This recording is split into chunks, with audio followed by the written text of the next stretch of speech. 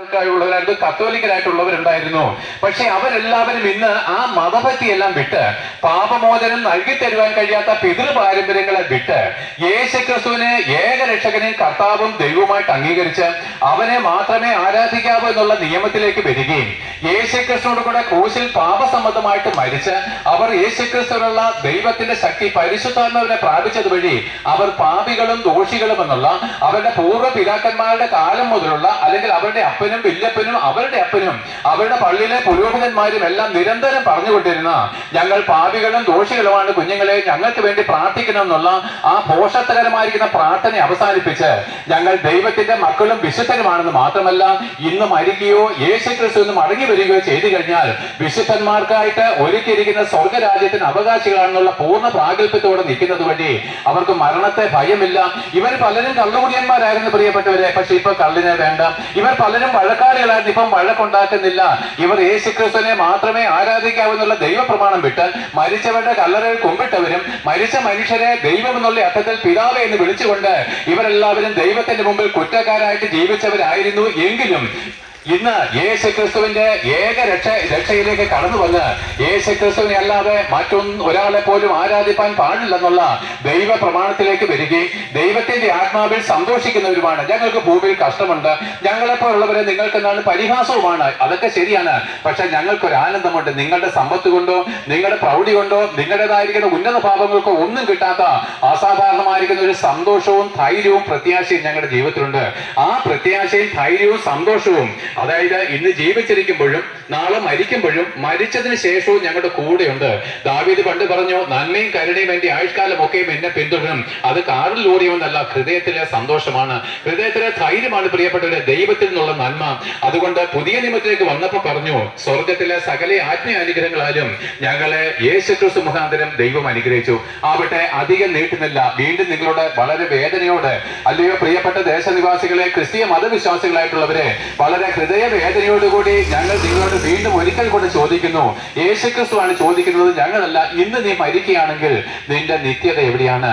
ഇന്ന് നമ്മൾ മരിച്ചു പോവുകയാണെങ്കിൽ നീ എങ്ങോട്ടാണ് പോകുന്നത് എന്നുള്ളതിനെ പറ്റി നിങ്ങൾക്ക് ഇന്നേ വരെ ഒരു ഉറപ്പ് കിട്ടിയിട്ടില്ലെങ്കിൽ ഞാൻ ഒന്നുകൂടെ തുറന്നു പറയാം. ഞാൻ എല്ലാ മതത്തിന്റെയും പുരോഹിതന്മാരോട് സംസാരിച്ചു.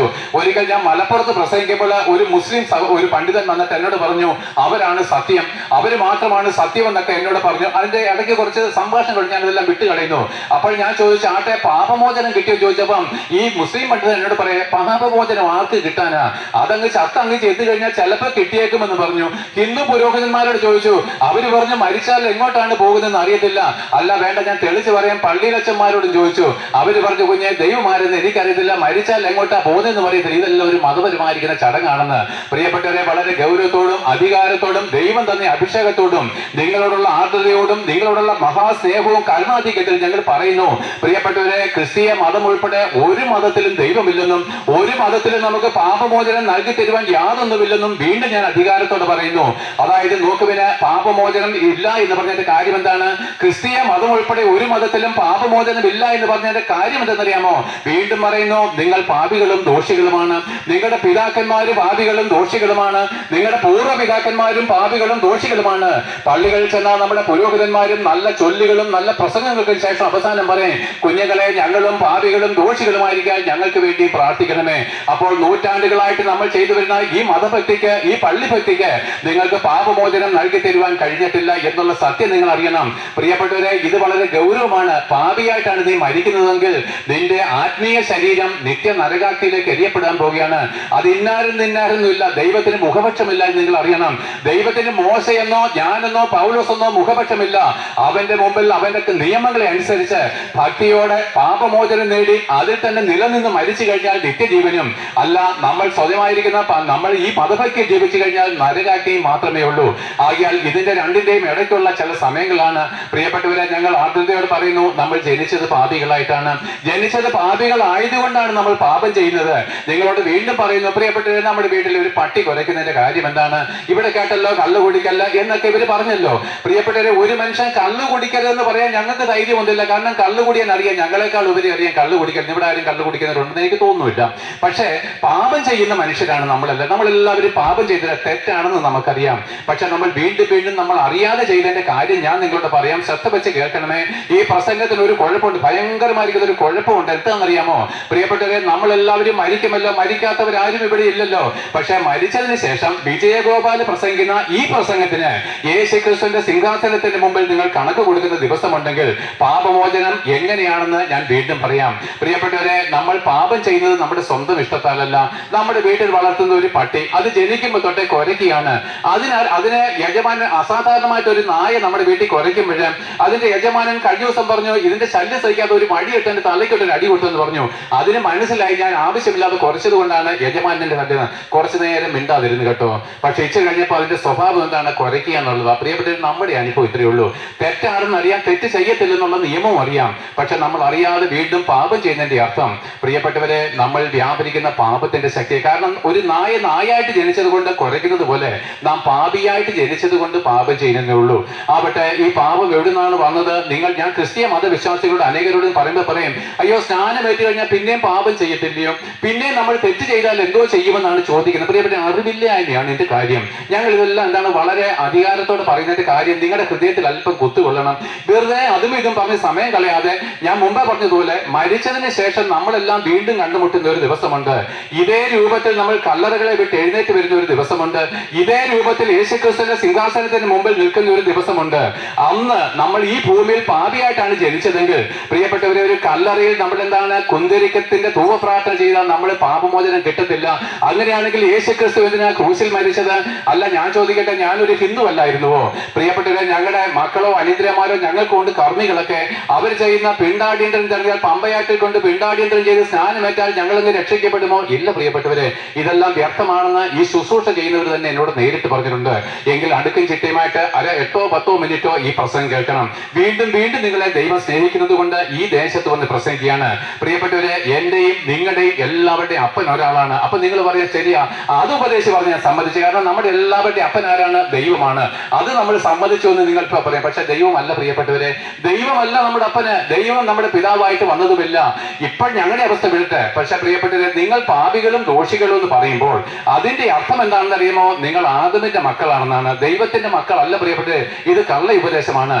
നിങ്ങൾ ദൈവത്തിന്റെ മക്കളല്ല, നിങ്ങൾ ആദമിന്റെ മക്കളാണ്. ഞാനും ആയിരുന്നു, ഇപ്പോൾ ഞാൻ ദൈവത്തിന്റെ മകനായിട്ട് രൂപാന്തരം ചെയ്യപ്പെട്ടവനാണ്. എന്നാൽ ആദമിന്റെ മക്കൾ എന്ന് പറഞ്ഞിട്ട് കാര്യം എന്താണ്? ആ ചരിത്രം ഞങ്ങൾ വിശദീകരിക്കുന്നു. പ്രിയപ്പെട്ടവരെ, 6000 വർഷങ്ങൾക്ക് മുമ്പ് ദൈവം തന്റെ അതേ രൂപത്തിലും സാദൃശ്യത്തിലും മണ്ണ് കൊണ്ടൊരു മനുഷ്യന്റെ പ്രതിമയുണ്ടാക്കി ജീവശ്വാസം ഊതി ജീവനുള്ള മനുഷ്യനാക്കി. അത് നിങ്ങൾ സൺഡേ സ്കൂളിലും പഠിച്ചുകൊണ്ട് ഞാൻ വിശദീകരിക്കുന്നില്ല. പക്ഷെ ആ മനുഷ്യൻ വിശുദ്ധനും ദൈവത്തിന്റെ മകനുമായിരുന്നു എന്ന് നിങ്ങൾക്കറിയാം. പക്ഷെ ആ മനുഷ്യനും ആ സ്ത്രീയും പാപം ചെയ്ത് അത് നിങ്ങൾക്ക് അറിയാവുന്നതുകൊണ്ട് ഞാൻ വിശദീകരിക്കേണ്ട കാര്യമില്ല. അവരെന്താണ്? ദൈവത്തിന്റെ വിശുദ്ധിയിൽ മരിച്ച് ദൈവം പറഞ്ഞു, എടാ നീ പഴം തിന്നുന്ന നാളിൽ മരിക്കും. എന്നാൽ എന്നോട് ക്രിസ്തീയ പുരോഹിതന്മാർ വരെ പറഞ്ഞിട്ടുണ്ടാണ് ഈ ബൈബിള് കള്ളമാണ്. നേരിട്ട് പറയാം, ഞാൻ വേണേ കാണിച്ചു തരാളെ. ഒരു പള്ളിയിലച്ഛൻ പറഞ്ഞാൽ ഈ ബൈബിള് കള്ളമാണ്. ഒരു ഹിന്ദുവായിരുന്നു എന്നോട് പറഞ്ഞു. ഞാൻ ചോദിച്ച കാര്യം എന്താണ്? എന്തിനാണ് ഇത് പറയുന്നത് ചോദിച്ചാൽ നിങ്ങളുടെ പൊള്ളയായിരിക്കുന്ന വിശ്വാസത്തെ നിങ്ങൾക്കൊന്ന് വെളിപ്പെടുത്തി തരുവാനാ. ഞാൻ ചോദിച്ചാൽ അതെന്താ അങ്ങനെ പറഞ്ഞത്? ആദമിനോട് പറഞ്ഞു ഇത് തിന്നുന്ന നാളിൽ നിന്ന് മരിക്കുമെന്ന്. പക്ഷെ ആദം മരിച്ചില്ലല്ലോ. എന്റെ പ്രിയപ്പെട്ടവരെ, ആദം മരിച്ചു. എങ്ങനെ മരിച്ചു എന്നറിയാമോ? ദൈവം ആത്മാവാണ്, സാത്താനും ആത്മാവാണ്. എന്നാൽ ആത്മാവിൽ വിശുദ്ധനായിരിക്കുന്ന ആദം വിശുദ്ധനായിരിക്കുന്ന ദൈവത്തിന്റെ കൽപ്പനയെ നിഷേധിച്ച് അശുദ്ധനായിരിക്കുന്ന സാത്താന്റെ കൽപ്പനയെ അനുസരിക്കുക വഴി കീഴടങ്ങിയ വഴി അവന്റെ ആത്മാവിലുള്ള വിശുദ്ധിയിൽ അവൻ മരിച്ച് അവൻ എന്താണ്? ആത്മാവിൽ സാത്താന്റെ സന്തതിയും പാപിയുമായിട്ട് രൂപാന്തരം ചെയ്തു. ഫിസിക്കൽ ബോഡിക്ക് ഒരു മാറ്റവും വന്നില്ല. എന്റെ പ്രിയപ്പെട്ടവരെ, ആ പുള്ളിയുടെ മക്കളാണ് നമ്മളെല്ലാം കേട്ടോ. ദൈവത്തിന്റെ മക്കളാണെന്ന് ആരും ഇനിയും പറയല്ല. ആ ഒരു പാപിയായിരിക്കുന്ന, ആ ഒരു ദൈവത്തിന്റെ ശത്രുവായിരിക്കുന്ന, ആ സാത്താന്റെ സന്തതിയായിരിക്കുന്ന ആദമിന്റെ രക്തത്തിൽ നമ്മൾ പിറന്നത് വഴി നമ്മളെല്ലാവരും പാപം ചെയ്ത് ദൈവത്തെ നഷ്ടപ്പെട്ടു. നഷ്ടപ്പെടുത്തിയവരാണ്. നീതിമാനായിട്ട് ആരുമില്ല, ഒരുത്തൻ പോലുമില്ല, എല്ലാവരും പാപം ചെയ്തവരാണ് പറയാൻ കാരണം നമ്മുടെ എല്ലാവരുടെയും അപ്പനാരാണ്? ദൈവമല്ല, ആദമാണ്. ആദം പാപം ചെയ്തവൻ, ദൈവത്തിന്റെ ശത്രുവായിട്ട് തീർന്നവൻ, നരകവിധിക്ക് യോഗ്യൻ. അവന്റെ രക്തത്തിൽ പറഞ്ഞ് നമ്മളെല്ലാവരും സ്വർഗരാജ്യത്തിന് അന്യനായിട്ട് തീർന്നു. ദൈവം സ്വർഗത്തിനും മനുഷ്യർക്കും ഇടയിൽ ഒരു തിരശ്ശീല തൂക്കി. ദൈവം സ്വർഗത്തിനും മനുഷ്യരും ഇടയിൽ ഒരു നടുച്ചവർ തൂക്കി. നടുച്ചവർ പണിതു, ഞാൻ വിശുദ്ധൻ, നീ പാപി. രാത്രിക്കും പകലിലും ഒന്നിച്ചിരിപ്പാൻ കഴിയാത്തവണ്ണം ദൈവവും നമ്മളിൽ നമ്മൾ ശത്രുതയായി. പ്രിയപ്പെട്ടവരെ, നിങ്ങളുടെ നാവ് തന്നെ നിരന്തരം പറയുന്ന ഒരു സാക്ഷ്യമുണ്ട്, ഞങ്ങൾ മരിച്ചാൽ നരകത്തിലേക്കാണ് പോകുന്നത്. അയ്യോ, ഞങ്ങൾ അങ്ങനെയൊന്നും പറഞ്ഞിട്ടില്ല. ഞാൻ പറഞ്ഞുതരാം. നമ്മൾ പറയുന്ന ഒരു കാര്യം എന്താണ്? ദൈവമേ നീ പരിശുദ്ധനാകുന്നു, ദൈവമേ നീ പരിശുദ്ധനാകുന്നു, ബലവാനെ നീ പരിശുദ്ധനാകുന്നു എന്ന് പറഞ്ഞിട്ട് അതേ നാവ് കൊണ്ട് തന്നെ നിങ്ങൾ പറയും ഞങ്ങൾ പാപികളും ദോഷികളുമാണെന്ന്. പ്രിയപ്പെട്ടവരെ, ദൈവം വിശുദ്ധനും ഞാൻ പാപിയും ദോഷിയുമാണെന്ന് പറഞ്ഞു കഴിഞ്ഞാൽ ദൈവമേ നമ്മൾ തമ്മിൽ ഒരു ബന്ധവുമില്ല. നീ പരിശുദ്ധനും ഞാൻ പാപിയുമാണെങ്കിൽ ഇന്ന് ഞാൻ മരിക്കുകയാണെങ്കിൽ എരുതിയിലേക്ക് വീണ് ഒരിക്കലും തീർന്നു പോകാത്ത നരകാക്കിയിലേക്ക് ഞാൻ പോകത്തേ ഉള്ളൂ എന്നുള്ളതാണ്. എന്നാൽ നോക്ക് പ്രിയപ്പെട്ട, ഇത് നിങ്ങൾ അറിയണം പ്രിയപ്പെട്ടവരെ, എന്റെ ഹൃദയം നിങ്ങളോടുള്ള സ്നേഹം കൊണ്ടാണ് ഇത് പറയുന്നത്. നിങ്ങൾ രക്ഷിക്കപ്പെടണം എന്നുള്ള ആഗ്രഹത്തോടുകൂടിയാണ് എല്ലാ മനുഷ്യരും രക്ഷ പ്രാപിക്കണമെന്ന് ദൈവം ആഗ്രഹിക്കുന്നു. അതുകൊണ്ട് കത്തോലിക്കയാകട്ടെ, മർത്തോമയാകട്ടെ, ബ്രാഹ്മണനാകട്ടെ, ആരുമായിക്കോട്ടെ, നമ്മുടെ എല്ലാവരുടെയും അപ്പൻ ആദമായതുകൊണ്ട് നമ്മളെല്ലാവരും ദൈവത്തിന്റെ ശത്രുക്കളാണ്. ഞാൻ പാപിയാണെന്ന് നൂറ്റാണ്ടുകളായിട്ട് പറയും നിങ്ങളുടെ സാക്ഷ്യത്തിന് ഇന്നൊരു മാറ്റം വരുത്തുവാൻ നിനക്ക് കഴിയും. ദൈവം അത് ആഗ്രഹിക്കുന്നു. ആകയാൽ പാപിയായിട്ടാണ് നീ മരിക്കുന്നതെങ്കിൽ പ്രിയപ്പെട്ട ഒരു പുരോഹിതന്മാർക്ക് നമ്മളെ സ്വർഗത്തിൽ കൊണ്ടുപോകാൻ കഴിയത്തില്ല. സ്വർഗമുണ്ട്, നരകമുണ്ട്, ലോകാവസാനമുണ്ട്. നിനക്ക് മരണമുണ്ടെങ്കിൽ ഇതെല്ലാം സത്യമാണ്. എന്നാൽ നോക്കുവിന് ഇനി ഇടഭാഗമെല്ലാം ഞാൻ അങ്ങ് വിട്ടുകളയാണ്. എന്നാൽ നോക്കുവിന് ആദം ചെയ്ത പാപത്തിന്റെ പരിണത ഫലമായിട്ട് പാപവും പാപത്താൽ മരണവും നമ്മുടെ എല്ലാവരുടെയും ജീവിതത്തിൽ വന്നു. നാം ദൈവമല്ലാത്തതിനെ ആരാധിച്ചു. നമ്മളെല്ലാവരും പറയും മതം ദൈവം ഉണ്ടാക്കിയതാണ്. പ്രിയപ്പെട്ടവരെ, ഒരു മതവും ദൈവം ഉണ്ടാക്കിയതല്ല. എല്ലാ മതത്തിന്റെ ഉപജ്ഞാതാവ് സാത്താനാണ്. ക്രിസ്തീയ മതം ഉൾപ്പെടെ എല്ലാ മതത്തിന്റെ ഉപജ്ഞാതാവ് സാത്താനാണ്. എന്താണെന്നറിയാമോ? നല്ല കാര്യങ്ങൾ ചെയ്യുവാനും നല്ല നല്ല കാര്യങ്ങൾ ചെയ്യുവാനും എല്ലാ മതവും പഠിപ്പിക്കുന്നുണ്ട്. പക്ഷെ ഒരു മതത്തിലും പാപമോചനമില്ല. യേശുക്രിസ്തുവിന്റെ ആത്മാവിനെ പ്രാപിക്കാനുള്ള നിയമം ഒരു മതത്തിലുമില്ല. ഞങ്ങൾ യേശുക്രിസ്തുവിലുള്ള പരിശുദ്ധാത്മാവിനെ നിങ്ങൾ നേടി പാപമോചനം നേടുമെന്ന് പറയുമ്പോൾ നിങ്ങൾ ഞങ്ങളെ തെരുവുകളിൽ ഓടിച്ചു കളിയാണ്. എന്നെ പരസ്യമായിട്ട് ക്രിസ്തീയ മതവിശ്വാസികൾ ചീത്ത പറഞ്ഞിട്ടുണ്ട്, കല്ലെടുത്തെറിഞ്ഞിട്ടുണ്ട്. എന്നാൽ പ്രിയപ്പെട്ടവർ, അതെല്ലാം ഞങ്ങൾ വിട്ടുകളഞ്ഞ് വീണ്ടും വീണ്ടും പറയുന്നു. യേശുക്രിസ്തു ക്രൂശിൽ കിടക്കുമ്പോൾ അവൻ പറഞ്ഞു, പിതാവേ ഇവർ ചെയ്യുന്നത് എന്തെന്നറിയാൽ ഇവരോട് ക്ഷമിക്കണമേ. നിങ്ങൾക്ക് അറിവില്ലായ്മയിൽ കൊണ്ടാണ് ഈ സുവിശേഷത്തെ എതിർക്കുന്നത് എന്ന് മാത്രമല്ല, നിങ്ങൾ ദൈവത്തെക്കാൾ ഉപരി, ദൈവവചനത്തെക്കാൾ ഉപരി നമ്മുടെ പുരോഹിതന്മാര് പറഞ്ഞു പെന്തക്കോസ്തുകാരെ വീട്ടിൽ കയറ്റിയേക്കല്ല, അവരുടെ ഉപദേശം കേൾക്കല്ല. അതായത് യേശുക്രിസ്തു വന്ന് നിങ്ങളോട് പറഞ്ഞു കഴിഞ്ഞാലും പൗലോസ്ലീഹ നിങ്ങളോട് വന്ന് പറഞ്ഞു കഴിഞ്ഞാലും നമ്മുടെ പുരോഹിതന്മാരുടെ കൽപ്പനയ്ക്കപ്പുറം ദൈവത്തെ ഭയപ്പെടുവാനോ സ്നേഹിപ്പാനോ വചനത്തെ അംഗീകരിപ്പാനോ നിങ്ങൾക്ക് കഴിഞ്ഞിട്ടില്ല. ഈ എന്റെ പ്രസംഗം കേൾക്കുന്ന ഒരു വീട്ടിലൊരു അമ്മച്ചി ഉണ്ടായിരുന്നു. അമ്മച്ചിയോട് ഞാൻ പണ്ട് സുവിശേഷം പറയാൻ കയറിയപ്പോൾ പറഞ്ഞു, ഒറ്റ പെന്തക്കോസ്തുകാരനെ വീട്ടിൽ കയറ്റിയേക്കല്ലെന്നാണ് ഞങ്ങളുടെ പള്ളിയിലച്ഛൻ പറഞ്ഞേക്കുന്നത്. എന്നാലും വിജയനോട് ഞാൻ ഇറങ്ങിപ്പാൻ പറയത്തില്ല എന്ന് പറഞ്ഞു. അത് ദൈവത്തിന്റെ ഒരു നീതിയാണ് പ്രിയപ്പെട്ടവരെ. എന്നാൽ കേട്ടുകൊള്ളുവിൻ, ഇനി നമുക്കൊരു പാപമോചനം വേണം. മരണമുള്ള എല്ലാ മനുഷ്യരുമായിട്ടുള്ളവരെ നമുക്കിനി ഒരു പാപമോചനം വേണം. ഇതിനു വേണ്ടി മാത്രമാണ് യേശുക്രിസ്തു മരിച്ചത്. നൂറ്റാണ്ടുകളായിട്ട് നമ്മൾ പാപികളും ദോഷികളുമാണെങ്കിൽ യേശുക്രിസ്തു ക്രൂശിൽ മരിച്ചത് വെറുതെയായി പോയി. എന്നാൽ നോക്ക് പ്രിയപ്പെട്ടവരെ, ദൈവത്തിന്റെ അഗാധമായിരിക്കുന്ന സ്നേഹം എന്താണ്? ആ പാപത്തിൽ നമ്മളെ വീണ്ടെടുത്ത് ദൈവത്തിന്റെ മക്കളും വിശുദ്ധരുമായിട്ട് സ്വർഗത്തിന് അവകാശിയാക്കി തീർക്കുവാൻ മരണമുള്ള എല്ലാവർക്കും ഇത് ആവശ്യമാണ് പ്രിയപ്പെട്ടവരെ. അതിനുവേണ്ടി ദൈവം എന്താണ് ചെയ്തത്? ആകാശത്തെയും ഭൂമിയെ സൃഷ്ടിച്ചവൻ ആരാണെന്ന് നിങ്ങൾക്ക് ആർക്കെങ്കിലും പറയാമോ? പ്രിയപ്പെട്ടവരെ, ഒരു ഹിന്ദുവായിരുന്നു എനിക്ക് അധികാരത്തോട് പറയാം, അത് ക്രിസ്തുവിനാലാണ്. അവനെ പറ്റി പറയുന്നു, ആദിയിൽ വചനം ഉണ്ടായിരുന്നു, വചനം ദൈവത്തോടു കൂടിയായിരുന്നു, വചനം ദൈവമായിരുന്നു, അവൻ ആദിയിൽ ദൈവത്തോടു കൂടിയായിരുന്നു, സകലവും അവൻ മുഖാന്തരം ഉളവായി, ഉളവായതൊന്നും അവനെ കൂടാതെ ഉളവായതല്ല. അവനാൽ അത്ര ലോകം സൃഷ്ടിക്കപ്പെട്ടത്. ഈ ക്രിസ്തുവും യേശു എന്നൊരു മനുഷ്യനായിട്ട് ഭൂമിയിലേക്ക് ഇറങ്ങി വന്നത് പാപത്തിന്റെ ശമ്പളം മരണമാണെന്നുള്ള ദൈവകോട്യയുടെ മുമ്പിൽ 6000 വർഷങ്ങൾക്ക് മുമ്പ് ആദം ചെയ്ത പാപത്താൽ എല്ലാ മനുഷ്യരും നരകാക്കിയിൽ കൊടുക്കപ്പെടാൻ വിധിക്കപ്പെട്ടെങ്കിൽ ലോകാവസാനത്തെങ്കിൽ തന്റെ പുത്രനായിരിക്കുന്ന ക്രിസ്തുവിന്റെ യാഗത്തിൽ വിശ്വസിക്കുന്ന ഏതൊരു വ്യക്തിക്കും, ഏത് ജാതി മതസ്ഥർക്കും ഈ യേശു ക്രിസ്തുവിൽ പാപമോചനം നേടുവാനുള്ള സൗജന്യമായിരിക്കുന്ന കൃപകളാണ് ദൈവം ക്രിസ്തുവിന്റെ ക്രൂശീകരണം വഴി ഒരുക്കിയിരിക്കുന്നത്. അത് മാത്രമാണ് ഞങ്ങൾ പറയുന്നത്. അങ്ങനെ ലോകാവസാനത്തെങ്കിൽ ആകാശത്തെയും ഭൂമിയെ സൃഷ്ടിച്ച ദൈവപുത്രനായിരിക്കുന്ന ദൈവവചനമായിരിക്കുന്ന ക്രിസ്തു യേശു എന്നൊരു മനുഷ്യനായിട്ട് ഭൂമിയിലേക്ക് ജനിച്ചപ്പോഴാണ് ഈ ദൂതൻ പറഞ്ഞത്. എന്താണ് ഞാൻ ആദ്യം പറഞ്ഞത്? സകല മനുഷ്യർക്കും വരുവാനിരിക്കുന്ന ഒരു മഹാസന്തോഷം. അപ്പോൾ യേശുക്രിസ്തു ഈ ഭൂമിയിലേക്ക് ജനിക്കുമ്പോൾ സകല മനുഷ്യർക്കും വരുവാനിരിക്കുന്ന ഒരു സന്തോഷം എന്ന് പറഞ്ഞു കഴിഞ്ഞാൽ, അബ്രഹാമിനോട് ദൈവം അനുഗ്രഹിച്ചു, നിന്റെ സന്തതി മുഖാന്തരം സകല ജാതികളും അനുഗ്രഹിക്കപ്പെടും. പ്രിയപ്പെട്ടവരെ, യേശുക്രിസ്തു ജനിച്ചത് ക്രൂശിന്മയിലേക്ക് കയറുവാനാണ്. യേശുക്രിസ്തു ജനിച്ചത് ക്രൂശിൽ കഷ്ടമേറ്റ് മരിക്കുവാനായിട്ടാണ്. ആർക്ക് വേണ്ടി? നമുക്ക് ഓരോരുത്തർക്കും വേണ്ടി. അവന്റെ ആ ഇഷ്ടം പൂർത്തീകരിപ്പാൻ പിതാവായ ദൈവത്തിന്റെ സമയം അവന് വേണ്ടി നിശ്ചിതമായിരിക്കുന്ന കൃത്യസമയം വന്നപ്പോൾ ആ പിതാവിന്റെ ഇഷ്ടം ചെയ്യുവാനായിട്ട് അവൻ ഗോൽഗോഥ മലമുകളിലേക്ക് പോവുകയാണ്. ഞങ്ങളുടെ പ്രസംഗം ചെറുതാക്കുന്നതുകൊണ്ട് ഞാൻ നിർത്തുകയാണ്. പക്ഷെ നോക്കുവിന് ദൈവത്തിന് നിന്നോടുള്ള അഗാധമായിരിക്കുന്ന സ്നേഹം ആ ക്രൂശിൽ നമുക്ക് കാണുവാൻ കഴിയും. പ്രിയപ്പെട്ടവരെ, ഈ ക്രൂശിനെ തള്ളി നമ്മൾ മതഭക്തി കൊണ്ട് ജീവിച്ചത് വഴി നമ്മുടെ ജീവിതത്തിൽ ഒരു മാറ്റവും വരുത്തുവാൻ കഴിഞ്ഞിട്ടില്ല. എന്റെ പ്രിയപ്പെട്ടവരെ, ഞാൻ നിങ്ങളോട് വീണ്ടും പറയുന്നു, നമ്മുടെ മതഭക്തിക്ക് ഇന്നേ വരെ നമ്മുടെ ജീവിതത്തിൽ ഒരു മാറ്റവും വരുവാൻ കഴിഞ്ഞില്ലെന്ന് മാത്രമല്ല, കഴിഞ്ഞ വർഷമുണ്ടായിരുന്ന സന്തോഷം നിനക്കിന്നില്ല, കഴിഞ്ഞ വർഷമുണ്ടായിരുന്ന സമാധാനം നിനക്കുന്നില്ല. പക്ഷെ നിന്റെ ആചാരങ്ങളുടെ എണ്ണം കൂടി പ്രിയപ്പെട്ടവരെ, നിന്റെ വഴിപാടുകളുടെ എണ്ണം കൂടി പ്രിയപ്പെട്ടവരെ, പെരുന്നാളുകളുടെ എണ്ണം കൂടി പ്രിയപ്പെട്ടവരെ. പക്ഷെ നിന്റെ ഹൃദയം ഓരോ ദിവസവും തകർന്നടിയുമ്പോൾ മരിച്ചാൽ എങ്ങോട്ടാണ് പോകുന്നത് തിരിച്ചറിയാതെ നിരാശയോടും ഭയത്തോടും കഴിയുന്ന നിങ്ങളോട് ഞാൻ പറയുന്നു, പ്രിയപ്പെട്ടവരെ, ആ ക്രൂസിലേക്ക് ഒന്ന് നോക്കിക്കേ. അവന്റെ മുഖത്ത് നോക്കിയവരാരും ലജ്ജിച്ചു പോയിട്ടില്ല പ്രിയപ്പെട്ടവരെ. അവരുടെ മുഖം പ്രകാശിതമായിട്ടുള്ള, പക്ഷെ എങ്ങോട്ട് നോക്കണം? കുരിശുമൂട്ടിലുള്ള സിമന്റ് പ്രതിമയായിരിക്കുന്ന ക്രിസ്തുവിന്റെ മുഖത്തല്ല. ആ സ്വർഗത്തിൽ നിന്ന് ഇറങ്ങി വന്ന് നമുക്ക് വേണ്ടി കാൽവരി ക്രൂസിൽ കഷ്ടമേറ്റ് മരിക്കുന്ന യേശു ക്രിസ്തുവിനെ വചനം വായിച്ചെന്ന് ധ്യാനിച്ചു നോക്കിക്കേ. അവന്റെ ശരീരത്തിലൂടെ ഒഴുകുന്ന തുപ്പല് കണ്ടോ? നിന്റെ മുഖത്ത് വീഴേണ്ട തുപ്പലാണ്, നിന്റെ മുഖത്ത് വീഴേണ്ട അപമാനമാണ് യേശു ക്രിസ്തു നിനക്ക് വേണ്ടി ഏറ്റത്. അവന്റെ ശരീരത്തിലെ മാംസകഷ്ണങ്ങളൊക്കെ അടർന്നു തെറിക്കുന്നത് കണ്ടുപോ. അയ്യോ, ചാട്ടവാറ് കൊണ്ട് അടിയേൽക്കുമ്പോഴൊക്കെ അവന്റെ ശരീരത്തിൽ നിന്ന് മാംസകഷ്ണങ്ങൾ ചിതറിപ്പോകുമ്പോൾ 700 വർഷങ്ങൾക്ക് മുമ്പ് പ്രവാചകൻ വിളിച്ചു പറഞ്ഞു, ആ 1000 വർഷങ്ങൾക്ക് മുമ്പ് പ്രവാചകനായിരിക്കുന്ന ദാവീദ് വിളിച്ചു പറഞ്ഞു, എന്റെ അസ്ഥികൾ എനിക്ക് എണ്ണുവാൻ കഴിയാമായിരുന്നു. 700 വർഷങ്ങൾക്ക് മുമ്പ് പ്രവാചകൻ പറഞ്ഞു, സാക്ഷാൽ നമ്മുടെ അകൃത്യങ്ങൾ നിമിത്തം അത്രേ അവൻ അടിയേൽക്കുന്നത്. എടാ മോനെ, ഇന്ന് പകൽക്കാലം നീ ചെയ്ത പാപത്തിനും അപ്പോൾ നിങ്ങൾ പറയണം, ഇവനൊക്കെ എന്തിനാ ഞങ്ങളുടെ ഇടയിൽ വന്ന് പ്രസംഗിക്കുന്നത്? ഞങ്ങൾ ആരും കള്ളു കുടിക്കുന്നില്ല, ഞങ്ങൾ ആരും വ്യഭിചാരം ചെയ്യുന്നില്ല, ഞങ്ങൾ ആരും മറ്റും മോഷ്ടിക്കുന്നില്ല. എന്റെ പ്രയോജനം അതിലും വലിയ പാപം നിങ്ങൾ ചെയ്യുന്നുണ്ട്. എന്താണെന്നറിയാമോ? ആ യേശുക്രിസ്തു പറഞ്ഞു, പിതാവായിട്ട് ഒരുവനേ ഉള്ളൂ, സ്വർഗസ്ഥൻ തന്നെ. ഈ ഭൂമിയിൽ ആരെ നിങ്ങൾ പിതാവേ എന്ന് വിളിക്കല്ലെന്ന്. ആത്മീയമായിട്ട് ഒരു മനുഷ്യനെ നമ്മൾ പിതാവേ എന്ന് വിളിച്ചാൽ ദൈവം എന്നാ. നാളെ മരിച്ചിട്ട് നരകാഗ്നിയിലേക്ക് പോകുന്ന ഒരു പുരോഹിതനെ നോക്കി, ഞാൻ പാപിയാണെന്ന് സാക്ഷ്യം പറഞ്ഞ ഒരു മനുഷ്യനെ നോക്കി നിങ്ങൾ പിതാവെന്ന് എത്രയോ വട്ടം വിളിക്കുന്ന പ്രിയ, ഇതിനേക്കാളും വലിയൊരു പാപമില്ല പ്രിയപ്പെട്ടവരെ. മരിച്ചു പോകുന്ന ഒരു മനുഷ്യനെ നോക്കി ദൈവമേ എന്ന് വിളിക്കുന്നതിനേക്കാളും വലിയൊരു പാപമില്ല, നിങ്ങൾ അറിഞ്ഞുകൊള്ളണം. അങ്ങനെയാണെങ്കിൽ ഈ സുവിശേഷം നിങ്ങൾക്ക് ആവശ്യമാണ്. എന്നാൽ ആ ക്രൂശിലേക്ക് നോക്കിക്കേ, നമ്മുടെ അതിക്രമങ്ങൾ നിമിത്തം അവൻ അടിയേൽക്കുകയാണ്, നമ്മുടെ അകൃത്യങ്ങൾ നിമിത്തം അവൻ പകർന്നു പോവുകയാണ്. അവൻ ഒരു അകൃത്യയാഗമായിട്ട് തീരുവാണ് പ്രിയപ്പെട്ടവരെ. ഓ, ദൈവത്തിന് നിന്നോടുള്ള വ്യക്തിപരമായിരിക്കുന്ന സ്നേഹമാണ് ഞങ്ങൾ പറയുന്നത്.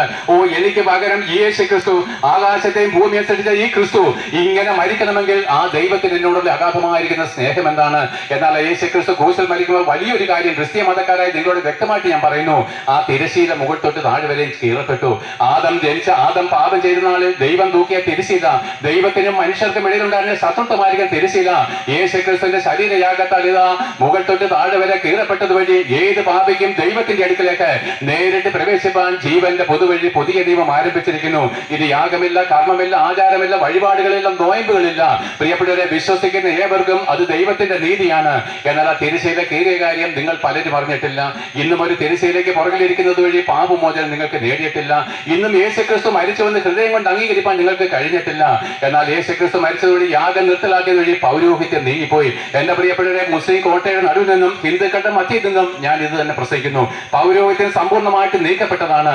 എന്നാൽ യേശുക്രിസ്തു മരിക്കുമ്പോൾ സാത്താന്റെ തലയത്തകട്ട് അവന്റെ കയ്യിൽ നിന്ന് മരണത്തിന്റെയും പാതാളത്തിന്റെയും താക്കോൽ തിരികെ വാങ്ങിയത് വഴിയും അവൻ മരിച്ച് അടക്കപ്പെട്ട് അവൻ ഉയർത്തെഴുന്നേറ്റ് അവൻ ഭൂമിയുടെ ഏകാധിപതിയായിട്ട് മടങ്ങി വരുവാനുള്ള സമയമായിരിക്കും. ഇപ്പോൾ ഇവിടെ എന്തൊരു അഭിമാനത്തോടെ ഞാൻ നിൽക്കുന്നറിയാമോ? എന്തോ ഒരു സന്തോഷത്തോടെ ഞാൻ നിൽക്കുന്നറിയാമോ? ഇതുപോലൊരു ഉദ്യോഗം ഈ ലോകത്തിൽ ആർക്ക് കിട്ടും പ്രിയപ്പെട്ടവരെ? അമേരിക്കൻ പ്രസിഡന്റ് ഉദ്യോഗമില്ല, നമ്മുടെ പ്രധാനമന്ത്രിക്ക് അധികാരമില്ല.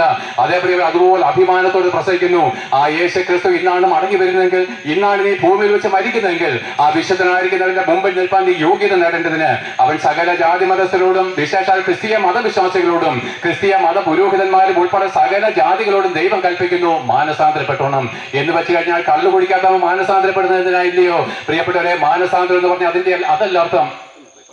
മാനസാന്തരം എന്ന് പറഞ്ഞാൽ അതല്ല അതിന്റെ അർത്ഥം. എന്താണെന്നറിയാമോ? ഇന്നേ വരെ നമുക്ക് പാപമോചനം നൽകി തരുവാൻ കഴിയാത്ത പിതൃപാരമ്പര്യങ്ങളും മതഭക്തികളും പൗരോഹിത്യങ്ങളും തള്ളിക്കളഞ്ഞ് സ്വർഗം വിട്ട് നിനക്ക് വേണ്ടി കഷ്ടമേറ്റ് ക്രൂശിൽ മരിച്ച് ഉയർത്തെഴുന്നേറ്റ് ഈ രാജാവായിട്ട് മടങ്ങി വരുന്ന ഈ യേശുക്രിസ്തുവിനെ അല്ലാതെ മറ്റാരെയും ആരാധിക്കല്ല, അവരെ മാത്രമേ നമസ്കരിക്കാവൂ എന്നുള്ള നിയമത്തിലേക്ക് വരുന്നതാണ് മാനസാന്തരം. അതിനുശേഷം നിങ്ങളുടെ പാപത്തിന്റെ മോചനത്തിനായിട്ട് നിങ്ങൾ യേശുക്രിസ്തുവോട് ചേരുവാൻ സ്നാനമേൽക്കണം. ഈ സ്നാനത്താൽ അല്ലാതെ പാപമോചനമില്ല പ്രിയപ്പെട്ടവരെ. പാപമോചനം മാനസാന്തരപ്പെട്ട അതിനുശേഷം ഇങ്ങനെ സ്നാനം വെക്കുമ്പോൾ പ്രിയപ്പെട്ടവരെ, മാമോദീസ ഒന്ന് മാത്രമേ പാപമോചനത്തിനായിട്ടുള്ളൂ എന്ന് നിങ്ങൾ നിത്യാവിശ്വാസ പ്രമാണം ഏറ്റു പറയുമ്പോൾ നിങ്ങൾക്ക് പാപമോചനം വേണമോ? ഒന്നാമത് മാനസാന്തരപ്പെടണം, രണ്ടാമത് സ്നാനം വെക്കണം. അപ്പോൾ ദൈവത്തിന്റെ പരിശുദ്ധാത്മാവ് നമുക്ക് തരും. ഇതാണ് വീണ്ടും ജനനം എന്ന് പറയുന്നത്. നീ വീണ്ടും ജനിച്ചില്ല എങ്കിൽ സ്വർഗരാജ്യം അവകാശമാക്കത്തില്ല. നിങ്ങൾ കേട്ടിട്ടുണ്ടല്ലോ എന്റെ പ്രിയപ്പെട്ടവരെ. ഈ പരിശുദ്ധാത്മാവ് നിങ്ങൾക്ക് വന്നിട്ടല്ലാതെ നിങ്ങൾക്ക് ഒരിക്കലും ദൈവത്തിന്റെ മുഖം കാണുവാൻ കഴിയത്തില്ല. യേശുക്രിസ്തുവിനോട് കൂടെ നിത്യകാലം ജീവിപ്പാനും കഴിയത്തില്ല. ആ ഒരു അനുഭവത്തിലേക്ക് വന്ന് പാപമോചനം നേടുകയും നിങ്ങളുടെ മുമ്പിൽ പാപിയായിരുന്നവനും ഇന്ന് ദൈവത്തിന്റെ മുമ്പിൽ വിശുദ്ധമാക്കപ്പെട്ടവനുമായിരിക്കുന്ന ഞാൻ നിങ്ങളോട് പറയുന്നു, ഇന്ന് ഞാൻ മരിക്കുകയാണെങ്കിൽ, ഇന്ന് യേശുക്രിസ്തു മടങ്ങി വരികയാണെങ്കിൽ, പ്രിയപ്പെട്ടവരെ, ഈ ദേവിച്ചു പോകുന്ന ശരീരത്തെ അവൻ മാറ്റി തേജസ്സിന് തിളക്കമേറിയതുമായിരിക്കുന്ന ഒരു പുതിയ ശരീരം തന്ന് 1000 വർഷം ഈ ഭൂമിയിൽ അവനോടുകൂടെ വാഴുകയും അതിനുശേഷം ലോകം അവസാനിക്കുമ്പോൾ ഞങ്ങൾ സ്വർഗത്തിൽ പിതാവിന്റെ സന്നിധിയിലേക്ക് പാട്ടുപാടി നൃത്തം ചെയ്തുകൊണ്ട് പറന്നു പോവുകയും ചെയ്യും. എന്നാൽ പ്രിയപ്പെട്ടവരെ, നിത്യാനന്ദം ഞങ്ങളുടെ തലമേലിരിക്കും. എന്നാൽ വളരെ വേദനയോടും ദുഃഖത്തോടും കണ്ണുനീരോടും വളരെ വേദനയോടും കൂടി ഞങ്ങൾ അറിയിക്കുന്നു, എന്റെ പ്രസംഗം കേട്ട നിങ്ങൾ ഓരോരുത്തരും ഇന്നും മനം തിരിയാതെ മാനസാന്തരപ്പെട്ട് സ്നാനമേറ്റ് ദൈവത്തിന്റെ ആത്മാവ് പ്രാപിച്ച് വിശുദ്ധൻ എന്നുള്ള പദവിയിലല്ല പാപിയായിട്ടാണ് മരിക്കുന്നതെങ്കിൽ കണ്ണുനീരോടൊരു കാര്യം പറയാം. ഇന്നാണ് യേശുക്രിസ്തു മടങ്ങി വരുന്നതെങ്കിൽ ഇന്നേക്ക് 1000 ആണ്ട് തികയുന്നെന്ന് ലോകം അവസാനിക്കുമെന്നും അന്ന് നിങ്ങൾ ഓരോരുത്തരും കല്ലറകളെ വിട്ട് ഇതേ രൂപത്തിൽ എഴുന്നേറ്റ് വന്ന് നിങ്ങളുടെ സകല രഹസ്യങ്ങളും പാപങ്ങളും ആ യേശുക്രിസ്തുവിന്റെ സിംഹാസനത്തിന് മുമ്പിൽ പരസ്യപ്പെടുത്തി അവൻ നിന്നെ നരകത്തിലേക്ക് തള്ളിക്കളയുകയും ചെയ്യും. പ്രിയപ്പെട്ടവരെ, നീ പാപം ചെയ്തുകൊണ്ടല്ല നരകത്തിലേക്ക് പോകുന്നത്. പിന്നെയോ പാപത്തിന് പരിഹാരം ക്രിസ്തുവിന്റെ രക്തമായിരിക്കാൻ ആ രക്തത്തെ നീ ആശ്രയിക്കാത്തത് കൊണ്ടത്രേ നീ നരകാഗ്നിയിലേക്ക് പോകുന്നു. പ്രിയപ്പെട്ടവരെ, ഞങ്ങൾ കണ്ണുനീരോട് പറയുന്നു, നിന്റെ ആത്മീയ ശരീരം നരകാഗ്നിയിലേക്ക് വീണപ്പെട്ടാൽ ഒരു നാളും ഒരു മടങ്ങി വരവില്ല. പ്രിയപ്പെട്ടവരെ, എത്ര കോടി വർഷം എന്നൊരു കണക്കില്ല. അത് എത്രയാണ് പ്രിയപ്പെട്ടവരെ. ഞങ്ങൾ കഥയെന്റെയോ കരഞ്ഞുകൊണ്ടാണ് പ്രസംഗിക്കുന്നത്. അഭയങ്കരമായിരിക്കുന്ന നരകത്തിൽ നിങ്ങളെ വീണ്ടെടുപ്പാനാണ് ഞങ്ങൾ സുവിശേഷം അറിയിക്കുന്നത്. ആകിയാൽ ഉന്നത പാപങ്ങളെ താഴ്ത്തുവേൻ, നരകങ്ങളെ വിട്ടുകളയുവേൻ, പാരമ്പര്യങ്ങളും പൗരോഹിത്യങ്ങളും ഉപേക്ഷിച്ച് കളഞ്ഞ് തള്ളിക്കളഞ്ഞ് മാനസാന്തരപ്പെട്ട് യേശുക്രിസ്തുവിലേക്ക് തിരിഞ്ഞ് സ്നാനമേറ്റ് മനുഷ്യരുടെ മുമ്പിലുള്ള നീതി വിട്ടുകളഞ്ഞ് ദൈവത്തിന്റെ നീതി അന്വേഷിച്ച് ദൈവത്തിന്റെ മക്കളും വിശുദ്ധരുമായിട്ട് വരുവായിരിക്കുന്ന സ്വർഗരാജ്യം അവകാശമാക്കിക്കൊണ്ട് നിങ്ങളും നിങ്ങളുടെ കുഞ്ഞുകുട്ടികളും സന്തോഷിച്ച് ആർത്തുകൊള്ളുമെന്ന് ഘോഷിച്ചുകൊണ്ട് ഈ പ്രസംഗം നിർത്തുന്നു. കേട്ടവർക്ക് വേണ്ടിയിട്ടല്ല, വിശ്വസിച്ച ഏവരെയും യേശുക്രിസ്തു മുഖാന്തരം ദൈവം അനുഗ്രഹിക്കുമാറാകട്ടെ.